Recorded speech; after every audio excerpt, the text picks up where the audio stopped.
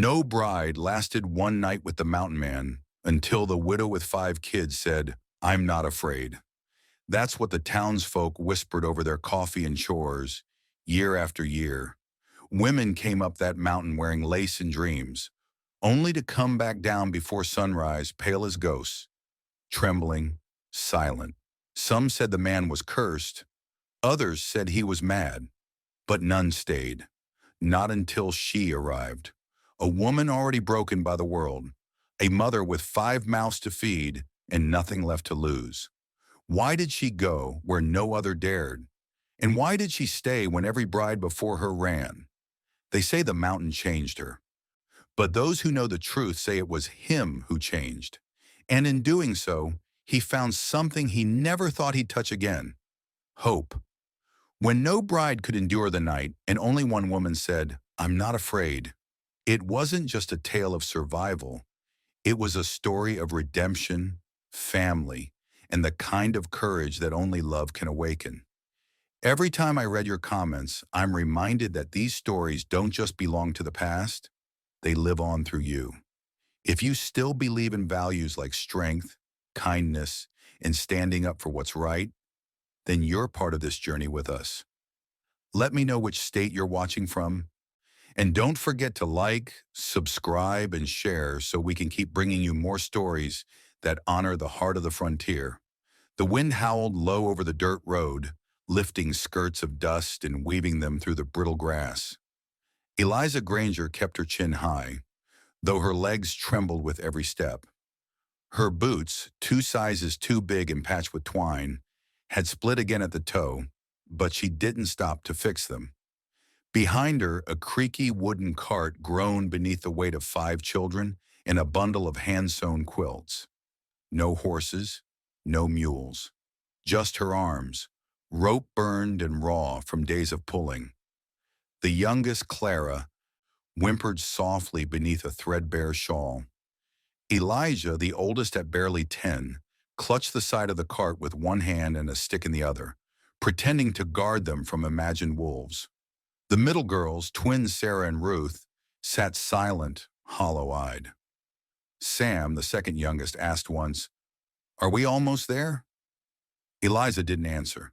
She just nodded, though she didn't know where there was. They'd passed through the last stretch of town that morning. The townsfolk stood in quiet clusters on porches and at shop doors, watching the widow like she was a ghost. Whispers trailed her. "That's Granger's woman. 5 mouths and no man? She's fooling herself. Does she think the mountain will keep her warm?" One old man spat in the dirt and turned his back. A younger girl looked on with pity until her mother pulled her inside. Eliza felt each stare like a stone, but none of them knew what it was to sell your last good dress for a sack of flour that ran out in 2 days. None of them knew what it meant to choose between burying your husband in a pine box or feeding your baby one more week. They didn't see the bruises hidden beneath her sleeves, or the nights she'd held her children tight while thunder rolled and hunger gnawed. She had heard the story like everyone else. Of the man in the mountains.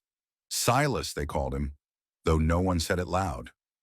Some claimed he was a war deserter who lived with wolves. Others said he'd once been a preacher, until the devil took his wife and child and turned him cruel. Women had gone up there, desperate like her. Brides from nowhere, carrying hope in lace bundles. None lasted a night. They came back wild-eyed or didn't come back at all. Still, Eliza walked. She didn't believe in ghosts or curses, only in men and what they were capable of. If he killed her, so be it. If he fed her children, even for a week, that would be enough. The trail narrowed, framed by tall pines, their branches clawing at the sky. The sun was low, and the mountain cast a long shadow across the land. Her arms ached from pulling the cart uphill, and sweat soaked her collar despite the cold. She paused at a bend where the trail steepened, her breath ragged, her vision blurred. The children looked at her with wide, expectant eyes. She pressed a hand to her chest, felt the thump of her heart, still steady, still strong. I'm not afraid, she whispered, not to them, but to herself. Then she stepped forward into the trees, where the land grew quiet and the mountain began to watch. The trees thickened the higher Eliza climbed, closing around the narrow trail like a gate of twisted arms. Her breath came in white clouds, the air thinner now, sharper. The sun dipped behind the ridgeline, and with it went the last warmth of the day. A mist hung low over the forest floor, creeping between rocks and tree roots like it had a mind of its own. The wagon wheels caught in the mud, and Eliza dug her heels in, dragging with everything she had. The children were silent now, their chatter and whimpers swallowed by the stillness that blanketed Grizzly Hollow. No birds sang here, no insects hummed. The pines stood like sentinels, ancient and unmoved, and somewhere high above, a raven let out a single, guttural cry. Eliza paused only once to rest, her palms blistered and bleeding, before continuing on. She had not come this far to turn back now, not for ghosts, not for rumors, not for fear. When the trail finally leveled out, she saw it, the cabin, tucked against the slope like it had grown there, its logs blackened with age and weather. Smoke coiled lazily from a crooked chimney. A fence, half fallen, surrounded a patch of land choked by frost and thistles. One shutter hung loose, creaking with each gust of wind. The children shifted restlessly behind her. Clara sniffled.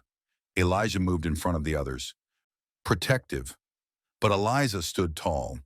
From the shadow of the porch, a figure stepped forward. He was broader than any man she'd ever seen, with shoulders like felled timber and hands like mallets. His beard was long, threaded with gray and leaf bits. His coat torn at the hem and patched with mismatched cloth. He wore no hat. His eyes, a strange pale gray, fixed on her like she was some creature he'd never seen before. Or maybe something he'd seen too many times. He said nothing. Eliza held his gaze. Her voice did not tremble. We need work. We need a place. He blinked once, looked over her shoulder at the 5 children clinging to the cart. His brow furrowed, not with confusion, but something unreadable. She thought maybe he was going to turn and vanish into the cabin like a bear disturbed too early from its den. Instead, he moved to the door, lifted the latch, and pushed it open with a single heavy motion. The creak of the hinges echoed like a gunshot. He grunted once, a sound low and final, and stepped aside. That was all. Eliza didn't wait. She didn't ask questions. She didn't thank him. She took one child in each arm and nodded to Elijah to guide the rest. Together they crossed the threshold into the unknown. The inside of the cabin smelled of cedar, smoke, and something older, like earth after rain. A fire burned low in the hearth. A single table, sturdy and scarred, sat near the window. No welcoming words, no smile, but there was warmth, and there was shelter. Behind them, the man shut the door. The latch clicked into place. Outside, the wind rose again, but inside the cabin, all was still. The cabin, though weather-worn and standing alone against the wild, bore the careful touch of hands that once tried to make it a home. The floors were swept. The shelves were lined with jars of dried herbs and flowers, their labels faded and curling.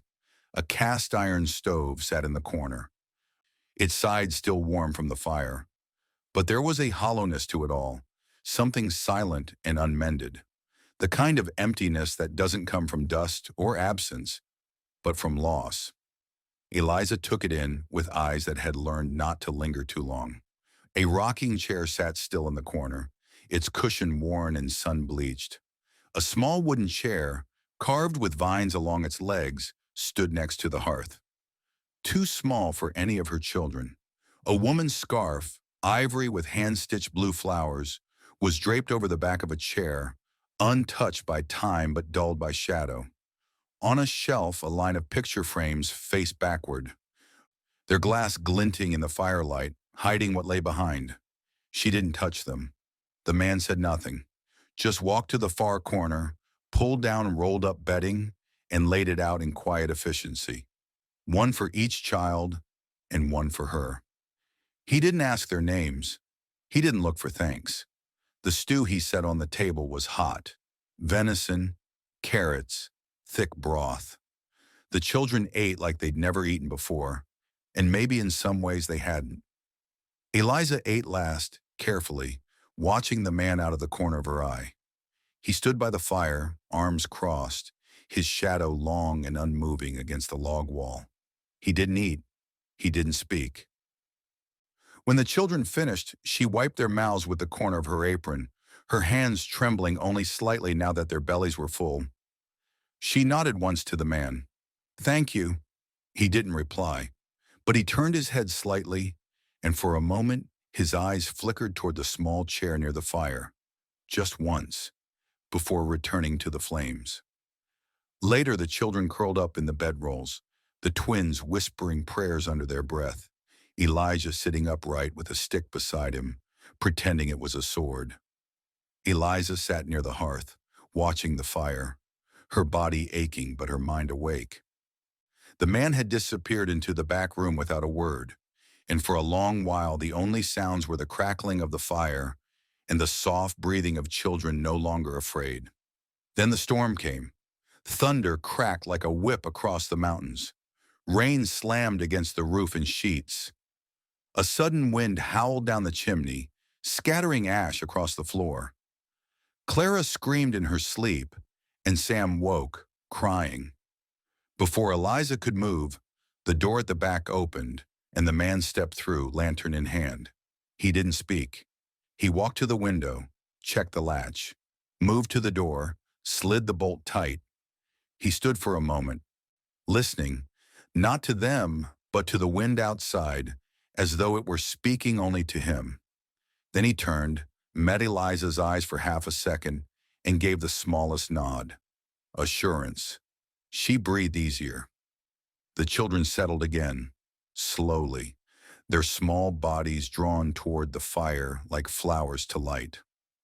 Eliza stayed awake until the thunder passed. At dawn, the cabin was quiet again. She rose stiffly, her skirts heavy with sleep.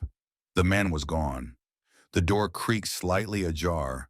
Outside, she saw him through the mist, chopping wood in clean, practiced strokes, his breath rising in clouds with each swing.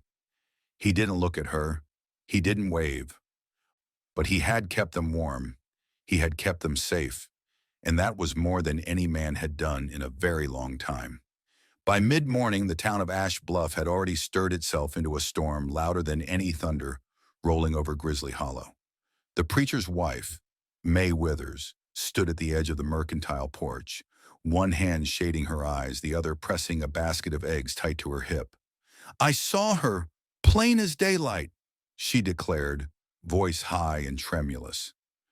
Dragging that old cart, 5 children stacked in like firewood, headed right up the mountain trail. Across from her, old Tom, who hadn't ventured farther than the barbershop in 15 years, spat into the dust and muttered, "She'll be next. They all go up there thinking they're special. Come down in tears, or don't come down at all." A few women murmured in agreement. One crossed herself. Another shook her head and muttered something about curses and demons, and women who didn't know their place. A boy listening nearby shivered and ran off toward the schoolyard, whispering to his friends that the mountain man had taken another. Inside the apothecary, Ruth Morrison listened with tired eyes. Her hands, calloused from decades of delivering babies and bearing the ones that didn't make it, paused as she measured a spoonful of willow bark. She didn't speak until she'd corked the jar and handed it over to a pale-faced woman with a sick child. Then she stepped outside, the door creaking behind her. She looked up the trail, not at the mountain, but just past it, past the fear, past the noise. "She's not like the others," Ruth said aloud, though no one had asked her. "That one's seen worse than anything waiting in those woods." May scoffed from the porch. "And what makes you so sure?" Ruth wiped her hands on her apron. "Because I saw her eyes when she buried that man of hers. Not a tear, not one. Just stood there holding her little girl while the rest of the town talked behind her back. That's not a woman who breaks easy. The crowd fell quiet for a moment. Then someone laughed, nervous and short. Another cursed under their breath. Ruth didn't wait for them to agree. She went around the back of her home and packed a satchel, 2 loaves of fresh bread, a wrapped bar of lye soap, a wool scarf. She tied it shut, then led her mule out of the stable and climbed atop with slow, practiced grace. By dusk, she'd reached the edge of the mountain trail, where the trees began to lean in like old gossipers with crooked backs. There, beneath a stone cairn someone had left years ago, she placed the satchel. She brushed her fingers over it once and said softly, "Just in case." The wind carried her words upward into the trees. But Ruth wasn't the only one watching the trail that night. From the edge of town, where the forest thickened and the shadows grew deep, a man stood cloaked in a long black duster. His boots were polished despite the mud. A silver ring glinted on his left hand, a thick signet band with an engraving worn smooth by time. His face was hidden beneath a wide-brimmed hat, but his eyes never left the mountain trail. He watched until darkness swallowed the last light. Then without a word, he turned and disappeared into the trees. The days in the hollow settled into a rhythm older than any clock. Morning came with the sound of axe to wood, measured and steady. The cold crept through the cracks in the log walls, but the fire was always burning when Eliza rose. Sometimes it was only embers. Other times it roared, always tended, always waiting. And always, there was food. Not much, but enough. Smoked fish laid on the hearth, a jar of beans soaking in water. Sometimes a few wild eggs left in a cracked wooden bowl near the stove. He never entered their space. Silas, the mountain man, rose before dawn and vanished into the woods without a word. When he returned, his boots tracked mud across the floor, but he cleaned it himself. He moved through the world like a man haunted by echoes, careful not to disturb what was fragile. He never looked at her too long, never touched the children, but he was always nearby. Eliza noticed the rules, though none were spoken. He kept to one side of the cabin, slept in a separate lean-to built behind the main walls. He never asked questions, never offered advice. But when a window shutter loosened in a storm, it was mended by morning. When the twins found a hole in the floor where cold winds snuck through, it was patched and sealed without mention. The children began to relax in small, invisible ways. Ruth and Sarah drew in the dirt outside with sticks, tracing little suns and stars, drawing flowers that didn't grow in the frostbitten clearing. Elijah gathered stones and built a ring near the fire pit, pretending to be a blacksmith. Sam napped beneath the table like a kitten. Clara followed her mother everywhere, clinging to her apron like a second skin. Eliza took to cleaning where she could, sweeping corners, folding the linens, boiling water for laundry. She found an old shirt of his near the door, frayed and hanging limp. She stitched it back together without asking. When she left it neatly folded on the bench, it was gone by evening. No thanks came, but the next morning, a bundle of freshly caught trout lay on the doorstep, skinned and cleaned. One day as the sun broke through the pines, Eliza came around the cabin to find Silas crouched low over the children's broken toy cart. The axle had snapped days ago. Elijah had cried when it did, then shoved it beneath the porch, pretending not to care. But there Silas was, with his thick fingers working delicate wood like a craftsman. He carved a new axle from a branch, sanded it with a rock, and hammered it into place with the handle of his knife. Eliza stood watching for a while, arms crossed, apron dusted with flour. She waited until he finished, until the cart rolled again in the dirt. Then she stepped closer, not too close. "Thank you," she said, her voice low, firm. Silas didn't look up. His jaw tightened, and for a moment she thought he might just walk away. But then he paused, stood, and met her eyes. There was something there, not warmth, not yet, but something else, a flicker of acknowledgement, a ghost of what once might have been kindness. He nodded once, not to her words, but maybe to the fact that she'd spoken at all. Then he turned and went back to chopping wood, leaving the fixed cart behind for the children to find. And from the cabin window, Eliza watched him move through the morning mist like a man still halfway between past and present, not yet ready to come inside, but no longer completely alone.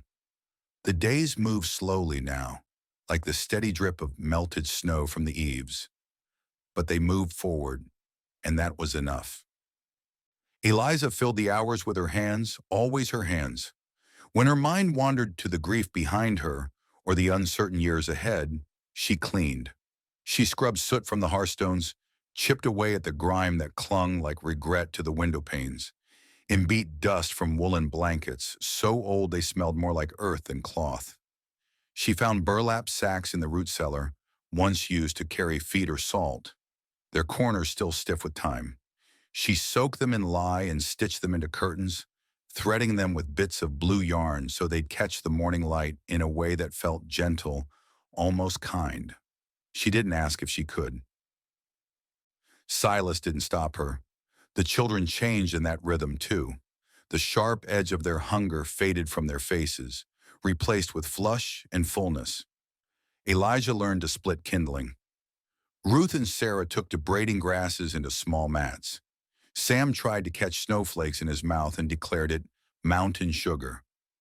Clara still clung to Eliza's skirts, but her giggles returned.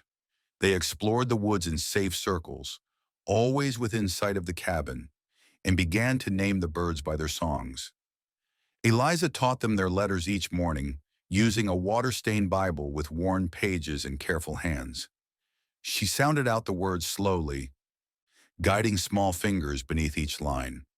Kindness, she said one day, pointing to the word. Mercy, grace, these are the things we carry. In the afternoons, when the air held warmth, she dug a narrow garden bed near the cabin wall. The soil was hard, stubborn with rocks, but she turned it anyway. Her hands blistered again. She bled onto the roots. But still, she planted onions, cabbage, a few wrinkled beans she'd brought from town. She didn't know if they'd grow. That wasn't the point. One day, sweeping beneath the floorboards where a rug had come loose, she found it. A chest. Narrow, iron-bound, locked. Not hidden, not quite. Just set aside, like grief left out in plain sight. She crouched beside it, her breath catching, hand hovering over the latch that wouldn't move. She didn't open it, didn't try, just stared for a moment, then replaced the rug. When she stood and turned, she found Silas in the doorway, his arms full of chopped wood, his face unreadable. His eyes flicked once to the spot she'd just been, then back to her. Neither of them spoke. He stepped inside, placed the wood by the stove, and walked out again. That night, after the children had long fallen into sleep and the fire had sunk into quiet embers, Eliza stirred in her bedroll to the sound of something soft, something fragile. It was Silas, sitting by the hearth, shoulders hunched, his face buried in his hands.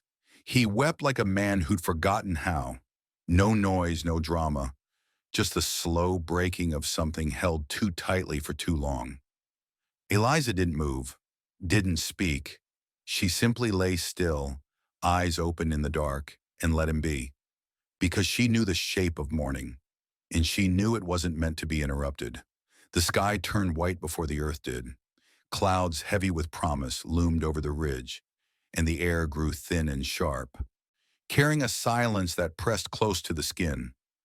Winter was coming early that year, and everyone in Grizzly Hollow could feel it in their bones. The pines creaked under the wind's weight, and the birds vanished one by one into the south. Silas moved with new urgency. He built a smokehouse from timber behind the cabin, using stone and mud to seal the seams. Each day he hung strips of meat to dry, venison, squirrel, trout. Elijah watched him closely, mimicking his knots and quiet ways. One morning, Silas placed a small steel trap in the boy's hands and knelt beside him in the snow-crusted dirt. "Watch the wind. Always with the wind," he said, his voice low like the hush before snowfall. Elijah nodded solemnly. Inside, Eliza prepared in her own way. She found the last of the old yarn tucked into a rusted tin and began knitting with the memory of her grandmother's hands. The stitches were uneven at first, her fingers stiff from work and cold, but she pressed on. By week's end, each child had a pair of woolen gloves and a scarf, patched and mismatched but warm. She patched every draft in the walls with rags and clay, turned dried berries into syrup, folded flannel sheets over straw pallets, the cabin filled with the scent of thyme and boiling roots. Then the snow came. It fell soft at first, like a blessing. The children danced in it, shrieking, cheeks flushed with joy. But by nightfall it thickened. Heavy flakes packed down the trail and erased every path behind them. The world was reduced to white and brown, smoke and silence. That was the day Clara fell sick. It started with a cough and quickly turned into heat. She lay limp in Eliza's arms, her skin burning and eyes half closed. Panic clawed its way into Eliza's chest. Memories of graves, of tiny hands gone cold, surged forward like a flood. Silas appeared at the doorway without a word. He saw the child and nodded once. Then he left. For hours, Eliza rocked Clara near the fire, whispering old hymns into the girl's damp hair, tears threatening to fall but never quite coming. When Silas returned, he held a bundle of bark, dried leaves, and a jar of honey thick as molasses. He boiled water in the old kettle, crushed the bark between his palms, and steeped it with care. The tea turned dark as river mud. He offered it to Eliza without a word. She took it, cradled Clara's head, and coaxed the bitter brew down her throat. That night the fever broke. Clara slept, her breathing deep and slow. Eliza watched her chest rise and fall, as if witnessing a miracle. Later, when the cabin had settled into stillness, she stepped outside with something small in her hand. A carving, a bear cub, no bigger than her palm. She'd made it from scrap wood near the hearth, shaping it in secret during the quiet hours between chores. She placed it on the porch where Silas always sat when the fire inside grew too loud for his thoughts. In the morning, it was gone, but Eliza caught sight of him later, standing by the tree line, the carving in his large, weathered hand. He turned it over slowly, again and again, as though remembering something he couldn't yet name. He didn't speak. He didn't have to.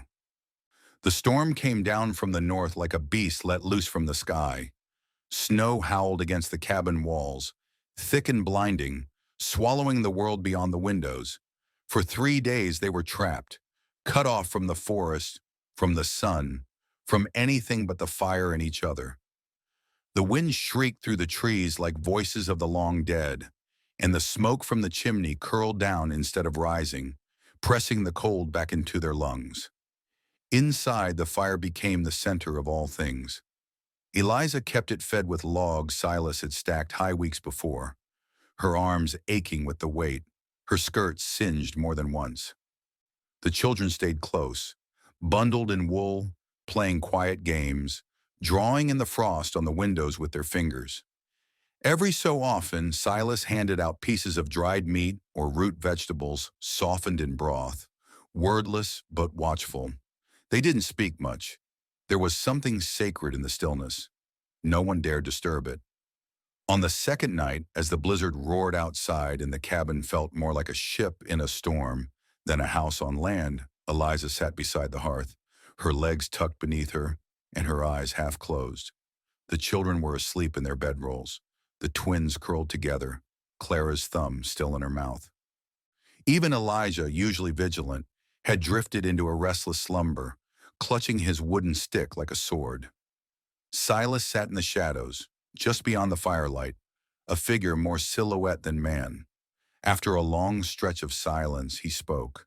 His voice was hoarse, like it hadn't been used in weeks, maybe longer. That chest you found, he said, without looking at her. It's hers. Eliza didn't ask who. She already knew. He leaned forward, elbows on his knees, eyes fixed on the flames. Her name was Helen. She liked the smell of cedar and would hum when she cooked. Not sing, just hum. Like the song was too big to come out all at once. He paused as if waiting for the wind to interrupt him. But it didn't. Only the fire answered, crackling soft and low. She died giving birth. The midwife didn't make it in time. Cord was wrapped, and there was so much blood. I held her hand the whole time, told her everything was going to be all right. Eliza said nothing. Her hands were still folded in her lap. Our daughter Annabelle made it. Bright little thing, hair like her mother's. She loved birds. Died the winter she turned one. Fever took her in a day. She was so light I didn't even feel the weight of her when I buried her. His voice cracked, just once. I couldn't protect them, he said.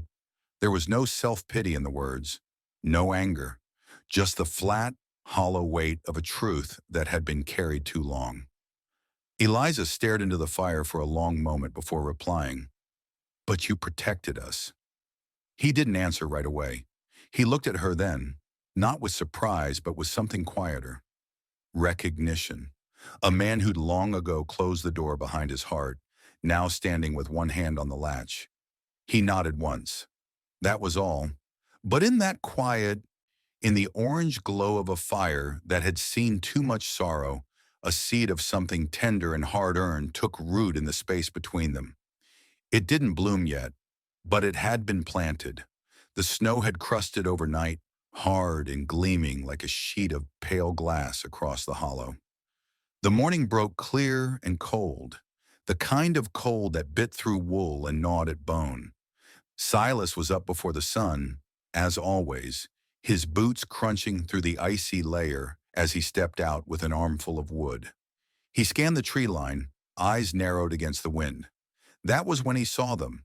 Boot prints, not his, not Elijah's, not Eliza's, and too wide, too long to belong to a child.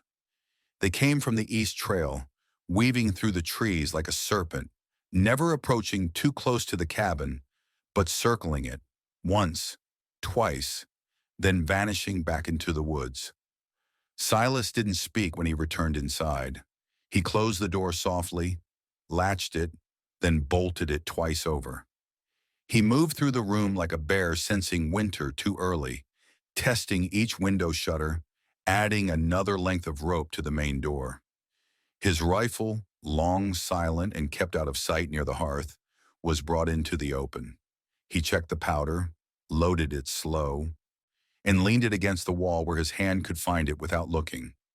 Eliza noticed it all but didn't ask. Her eyes followed him from the stove, where she stirred a pot of cornmeal and dried beans.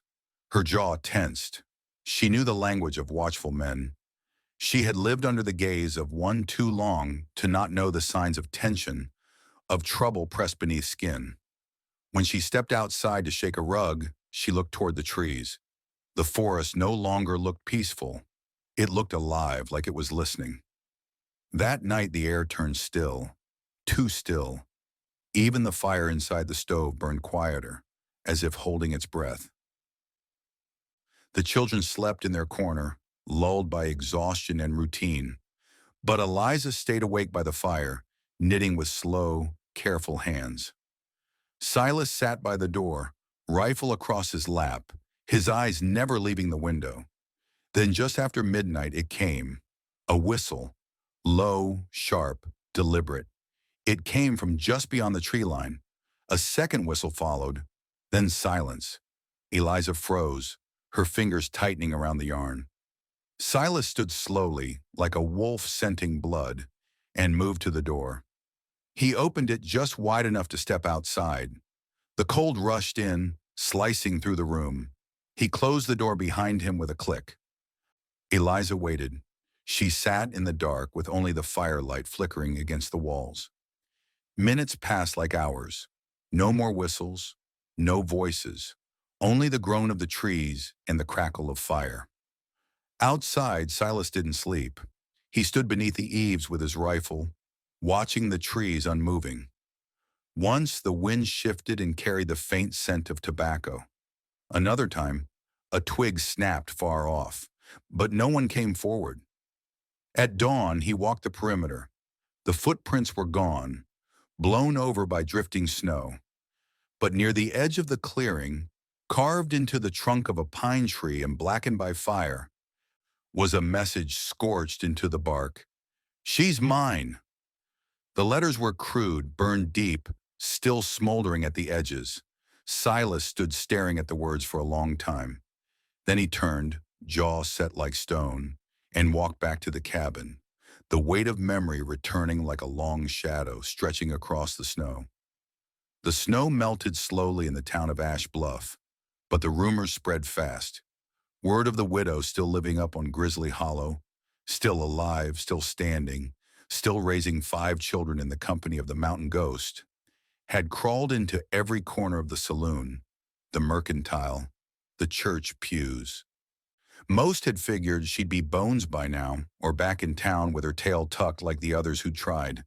But she hadn't come back, and that made people nervous, curious. Roy Pritchard rolled into town on a black gelding, his boots polished, his coat thick and lined with fox fur. He carried with him the stench of lawless money and the smooth tongue of a snake that hadn't been stepped on yet. A silver ring winked from his hand as he dismounted in front of the mayor's office, his spurs jangling like the warning before a storm. The mayor, a narrow man with watery eyes, looked up from his ledger as Roy walked in without knocking. "Roy," he said carefully, "didn't expect to see you here this season." Roy smiled, all teeth and poison. "Business brings me back, Henry. You know how it is. My brother left things undone when he passed, and I'm here to make them right." The mayor shifted uncomfortably. "You mean Eliza?" "I mean my property," Roy said, laying a folded document on the desk. "My brother owed me a debt. Gambling, horses, whiskey, that land up on Grizzly Hollow. It was supposed to be mine. She's squatting on it, and I hear she's not alone." The mayor blinked. "Well, the cabin was never officially surveyed." "She's got my brother's blood in her," Roy interrupted. "So do those brats. That makes them mine. And I don't take kindly to folks playing house on what belongs to me." He leaned in then, voice dropping. "There's money in those trees. Railroads looking to come through these parts soon. They want timber. I want rights. And I don't want some grieving sow and her litter standing in the way of progress." The mayor hesitated. He wasn't a cruel man, but he wasn't a brave one either. "I'll take it under advisement." Roy straightened with a chuckle. "You do that, Henry. I'll be in touch." He left the office with the same swagger he came in with, heading toward the saloon to buy drinks and twist ears. But not everyone bent easy. Ruth Morrison, who'd been delivering babies and bearing secrets for longer than most men had been growing beards, stood outside the general store and watched Roy like a hawk watching a wolf circle her coop. Later that afternoon, she met with the preacher, then the blacksmith, then the school teacher. She spoke plain, as she always did.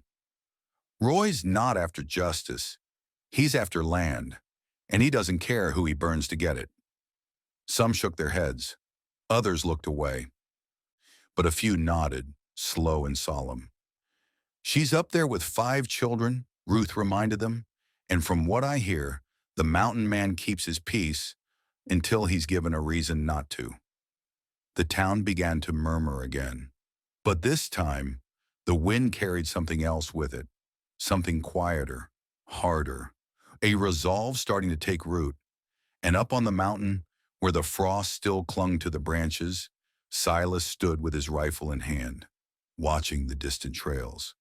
He didn't know Roy was back, but he could feel it, like a shift in the air before lightning strikes.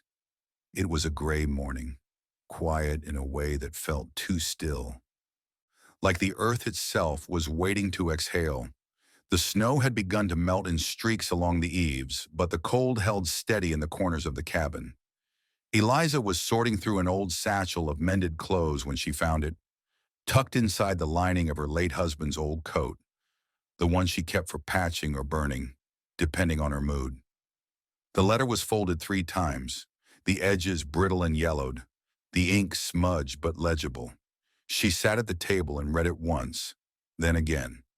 Her husband's handwriting, careless, looping, addressed to no one, not meant to be mailed, not meant to be seen, a confession scrawled in fear. Roy came again, says I owe him more than I can pay, threatened to tell Eliza I took money from the land office, says he's got the papers to prove he owns the claim, but I know he forged them. He said if I didn't sign it over, he'd take her. Said the law won't stop him, said blood gives him rights. I don't know what to do. Eliza stared at the words, her chest hollowing. The truth settled like ice down her spine. She had known her husband was weak, had known Roy was worse. But the proof, the written, trembling proof, made it real in a way that shattered what little forgiveness she'd ever considered. She handed the letter to Silas that night. He read it by lantern light, standing near the stove, one hand clenched at his side, the other holding the page like it might burn through his fingers. His eyes moved slow, deliberate. When he finished, he folded it once, set it down carefully on the table, and said, "He'll come. Soon." Eliza's voice was quiet, but steady. "Will the town help us?" Silas didn't answer. He didn't need to. Instead, he pulled a long nail from a box by the hearth and began driving it into the window frame. Then another. He moved to the door, tested the hinges, checked the lock. When he was finished, he crossed to the cabinet above the stove and pulled down a wrapped oilcloth. From within, he drew a pistol, old but well kept, and set it on the table in front of her. Her fingers hesitated before touching it. "You ever fired one?" he asked. She nodded slowly. "Once. A long time ago." He handed her a box of cartridges. "Then you'll remember quick." That week, he taught her more. How to load, how to aim, how to breathe through the pull of the trigger, how to keep her feet steady in snow and not flinch at the sound. Each night after the children slept, they stood outside the cabin, side by side beneath the trees, shooting at pine knots nailed to logs. She missed more than she hit at first, but she never gave up. He showed Elijah how to secure the chimney hatch, how to hide food in the root cellar, where to lead the others if things turned bad. Eliza didn't cry, didn't curse. She only listened, learned, because now she understood. This wasn't about survival anymore. It was about claiming the truth, holding it up like a lantern against the dark, and daring the past to come at them. Let Roy come. They would be ready. Ruth Morrison tied her shawl tight around her shoulders as the wind kicked up dust from the thawing street. Spring wasn't ready yet, but winter had grown tired, and the in-between season had turned the town of Ash Bluff into a place of restless waiting. Folks muttered about roads washing out and fences snapping, but behind every complaint, there was a deeper unease. Roy Pritchard was back, and his boots hadn't even gathered mud before he started making rounds, spreading talk about land deeds and legal claims and blood rights. Ruth didn't waste time with whispers. She walked straight into the church on a Wednesday morning while the preacher was straightening hymnals. Her boots echoed on the old wooden floors as she stood at the front, facing the rows of empty pews. The preacher looked up, startled. "Miss Morrison?" She didn't mince words. "He's coming for her." The preacher set the hymnal down slowly. "The widow? She's up there with 5 children and the only man willing to give them a roof. And Roy aims to take it all from her, like he's done before." "You think God's watching, preacher? You think he's keeping score?" The preacher frowned. "You know he is." "Then you'd best speak on it. Loud." By noon, she was at the mercantile. The owner, Mr. Dobbins, tried to duck behind his shelves, but Ruth called him out in front of a handful of shoppers. "Tell me, Earl," she said, "you going to keep selling nails and sugar to a man who plans to steal a woman's home and call it business?" He stammered. I, I don't want trouble, Ruth." "Well, trouble don't care what you want. It's here." She left a note on the counter, one name already scrawled at the top, her own. Next, she stepped into the saloon. The place quieted as soon as she crossed the threshold. Men with cards in their hands froze mid-deal. The piano player stopped with his fingers in the air. She looked each one of them in the eye. "You all know what Roy Pritchard's done. You know what he's capable of, and you know who's up there on that mountain. If we let a man like him win, we ain't better than the wilderness he's trying to claim." A few looked away, but not all. That evening, as the sun bled into the hills, names began appearing on her list. Samuel Hart, the blacksmith, signed first. "I'll speak," he said. "I remember the day Roy came storming into town, claiming debts that never existed. I remember the look on Eliza's face when he said she'd be next." Miss Cartwright, the school teacher, was next. "If she needs a place to bring the children, they'll have it with me." The preacher gave his sermon on Sunday, with his voice trembling only once. "Judgment," he said, "don't just fall from heaven. It falls when we turn our backs on the weak. It falls when we let wolves eat without raising a hand." The townsfolk listened. Not all of them nodded, but something had shifted. A breeze before a storm, a rumble before the crack. The people of Ash Bluff weren't ready to call themselves righteous, but they were beginning to remember what it meant to be just. It began with the smell, a strange sharpness carried on the wind, something unnatural riding beneath the scent of pine and thawed earth. Eliza caught it first, pausing with a bundle of kindling in her arms, nostrils flaring. She looked toward the ridge where the trees stood still and proud. Smoke, thin at first, curling upward like a warning, then thicker, blacker. By the time Silas came striding from the tree line, his eyes were already grim. "They're burning the base," he said, voice low and certain, "trying to smoke us out." Eliza dropped the wood and ran for the children. He didn't call after her. He turned back toward the slope, his jaw clenched. From the distance came the crackling roar of fire catching dry underbrush, spreading like a sickness up the mountain's flank. Birds screamed into the sky in frantic flocks. A bear loped down the opposite ridge. Fleeing, the forest was waking in fear. Inside the cabin, the air grew thick. The children clung to one another, wide-eyed and silent. Clara whimpered. Elijah stood near the door, fists clenched, torn between bravery and terror. "Basement," Eliza ordered, guiding them toward the trapdoor under the rug. "Now!" She opened the hatch with shaking hands and lit a small oil lamp before sending them down. "Stay close. Do not come out unless I say." The cellar was cold, packed with roots and preserves, and just enough space to sit and breathe. Eliza kissed each child on the head and looked up to find Silas soaking thick blankets in a basin. He slung one over each arm and grabbed a shovel. His shirt clung to his back, and smoke already pressed through the cracks in the window. "Eliza," he said, finally looking at her full, "stay with them." "I can fight," she answered, not shouting, not trembling, just stating fact. He shook his head once. "You're their anchor. I need you to keep them from breaking." The air trembled with heat. Sparks floated down like fireflies. Eliza wanted to argue, wanted to beg, but she didn't. She pressed a hand to his chest and nodded. Then she disappeared below with the children, pulling the trap door shut behind her. Outside, the world had turned orange.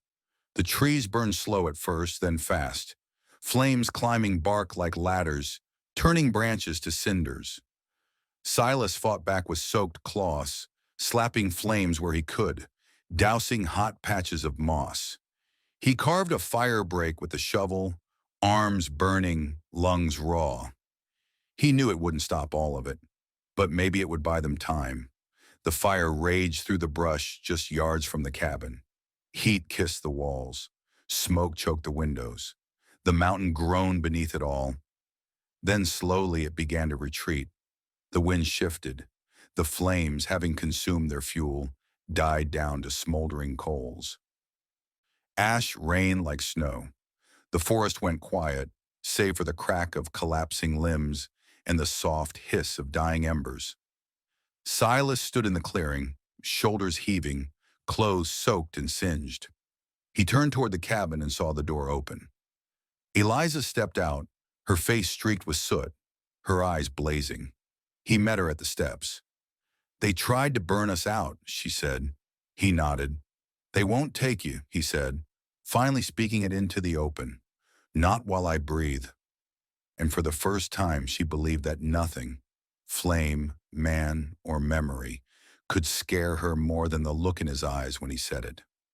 The morning after the fire, smoke still clung to the trees like regret. The pines stood scorched in patches, blackened at their bases, but the cabin remained, soot-streaked yet whole.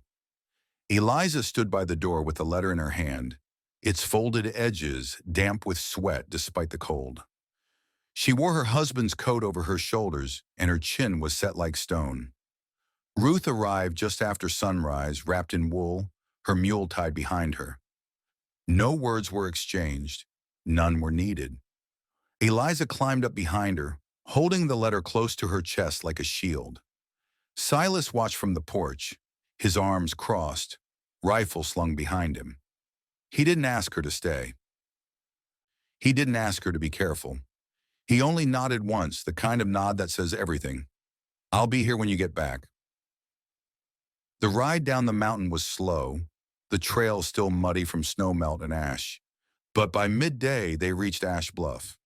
Word of their arrival spread like brush fire through the streets. Townsfolk peeked through windows, paused in their sweeping, stopped mid-sail at the mercantile to whisper behind their hands. The hearing was held in the church hall. The benches had been cleared, the altar draped in white cloth, and at the front stood a stranger in a long black coat with a federal seal pinned to his lapel. He had kind eyes, a quiet mouth, and the weight of law in the way he moved. Ruth had written to him weeks ago, sent a copy of the forged deeds. She hadn't told Eliza, only hoped. Roy Pritchard was already there, seated near the front with two of his men flanking him. His boots were polished, his jacket tailored. He leaned back in his chair, a smirk playing on his lips. When Eliza entered, his eyes locked on hers like a hunter sighting prey. He tipped his hat mockingly. "Well, I'll be damned," he said loud enough for all to hear. "Didn't expect you to crawl down from your mountain kingdom. Come to surrender what's mine." The judge raised a hand. "This is a legal hearing, Mr. Pritchard. You'll hold your tongue or be held in contempt." Roy rolled his eyes but fell silent, arms crossed. Eliza stepped forward. Her hands trembled only slightly as she unfolded the letter. Her voice was quiet at first, but steady, each word striking the wooden walls like a hammer. She read her husband's confession aloud, about the gambling debts, the threats, the forged deeds, the fear that shadowed their last days. She didn't cry. She didn't falter. When she finished, she held the letter out for the judge. The hall was silent. Not a chair creaked. Not a breath stirred. Roy stood suddenly laughing. "That's a lie. A dead man's ramblings. Anyone could have written that. It's her word against mine." The judge cut him off. "It's her word, and the handwriting matched to your brother's will. It's the notarized letter from the land office, and it's the sworn statement of the blacksmith and school teacher." Roy's mouth opened, then closed. "I've seen enough," the judge said. He turned to the marshal near the back. "Take him into custody. Fraud, extortion, arson, pending witness testimony." Roy lunged, cursing, but the marshal was faster. Chains clinked. The townsfolk gasped as he was hauled out, snarling like a cornered dog. Eliza stood tall. She didn't flinch. In the back row, Ruth smiled, just once, not in triumph, but in relief. Justice, after all, had found its footing again. The church hall still echoed with the judge's ruling when Roy Pritchard snapped. His face twisted into something feral, no longer smug, no longer sure of himself. There was no ceremony in the way he moved, just rage. He reached beneath his coat, drawing a pistol with practiced ease, eyes locked on Eliza like a wolf lunging for a wounded deer. The gasp that tore through the room was sharp as a whip crack. Chairs scraped back. A woman screamed. The schoolteacher ducked and pulled two children to the floor. The preacher shouted something that no one heard, but Eliza didn't move. Her feet rooted to the floor, her spine straight. She looked into the face of a man who had tried to control her life, her body, her children, her very breath, and she didn't flinch. "Get out of the way," Roy barked, waving the pistol wildly as the judge ducked behind the pulpit. "She's mine. She was always mine." Then came the sound, the unmistakable grounded sound of a boot heel on old pine floorboards. From the back of the church, the door opened slow. Silas stepped in, rifle cradled in his arms like a sleeping child, smoke still clinging to the collar of his coat. His presence cut through the panic like a knife through rope. He moved with purpose, slow and unshaking, until he stood between Roy and Eliza. Roy's gun swung toward him. The shot rang out like thunder in a canyon. Silas staggered back, his shoulder jerking, blood blooming dark across the side of his coat. But he didn't fall. He straightened, jaw clenched, breath steady, and raised his rifle with one arm. "This ends now," he growled. Roy snarled, raising the pistol again, but too late. Ruth, standing beside the wood stove near the side of the room, didn't hesitate. Her old hand moved with the swiftness of years spent catching babies and slapping foolish men. She grabbed the oil lantern from its hook and swung it with both hands. It hit Roy square in the chest. The glass shattered, oil splashed, and fire bloomed. Flames licked up the front of his fine coat, catching on the expensive stitching and velvet trim. He screamed, staggering back, slapping at himself, gun clattering to the floor. The townspeople backed away, watching in stunned horror as he flailed, the fire growing, his screams rising in pitch. The judge's deputies, finally recovered from the shock, rushed forward and grabbed him. One smothered the flames with a woolen cloak. The other pinned Roy's arms behind him, now scorched and trembling. He was dragged from the hall, coughing smoke, eyes wild. It was over. The silence that followed felt like snowfall, soft, slow, surreal. Silas leaned against a pew, breathing hard. Blood dripped down his sleeve in thick, steady drops. Eliza moved to his side, pressing her hand to his wound without a word. He didn't look at her. He just let her hold him up, let her hand be the thing that steadied him. In that still room, amid smoke and spilled lantern oil, justice had spoken, not from the bench but from the hands of the living, and the town of Ash Bluff would never forget it. The snow melted slowly that spring, dripping from the eaves like a clock resetting itself. Grizzly Hollow thawed inch by inch, and with each patch of uncovered earth came a small act of reclaiming.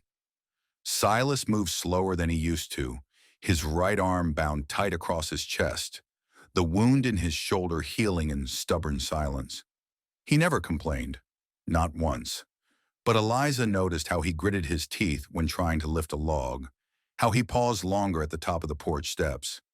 He slept indoors now. No words had been spoken about it.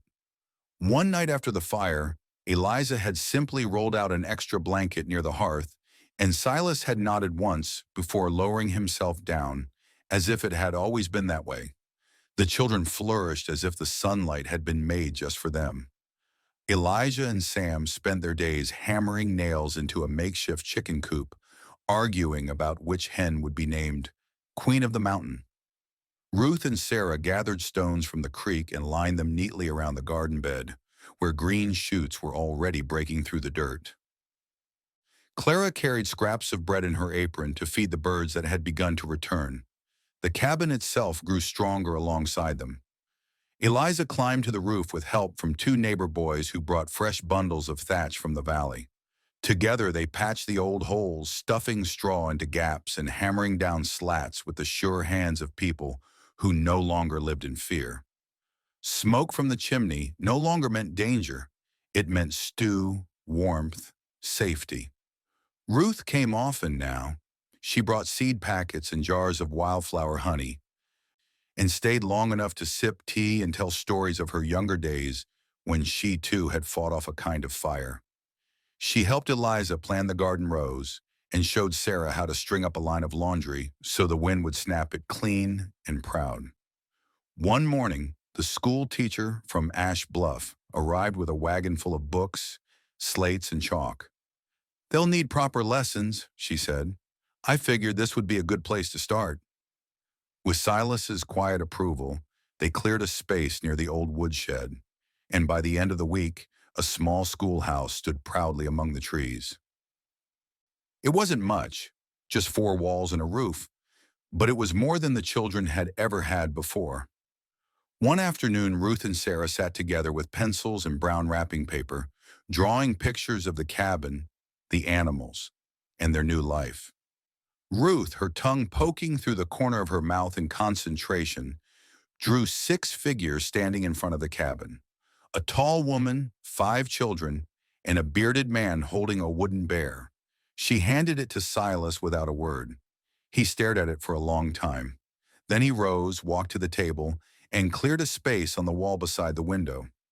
He found a wooden frame, dusty and forgotten in a drawer, and slid the picture behind the glass. He didn't speak, but his hands were steady, reverent. When he hung it, the nail sank in straight, and the frame didn't tilt. It stayed there, silent and certain, a marker of something that had changed. Outside, the garden bloomed, the chickens clucked, and laughter echoed down the hollow, soft and unafraid. The light came in soft that morning, filtered through the burlap curtains Eliza had stitched months earlier, with fingers still raw from the cold. Now the threads were sun-bleached, fraying a little at the edges, but they fluttered gently with the breeze like something alive, something at peace.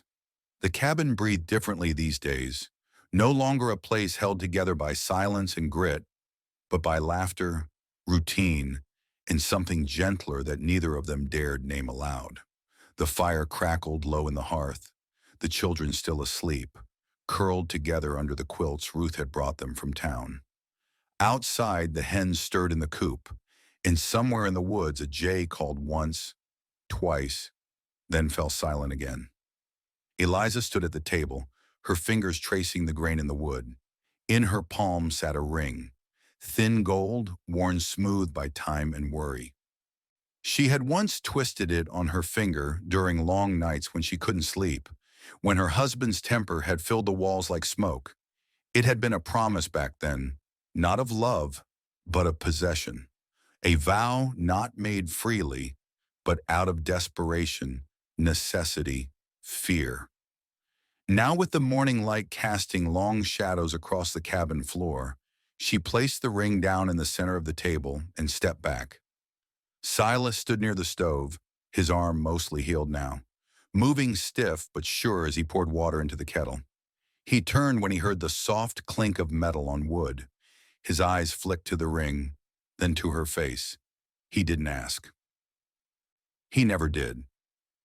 "That one was given to me in fear," Eliza said, her voice quiet but firm. "A tether, a trade. It told the world I was claimed, but it never told the truth of who I was, or what I needed."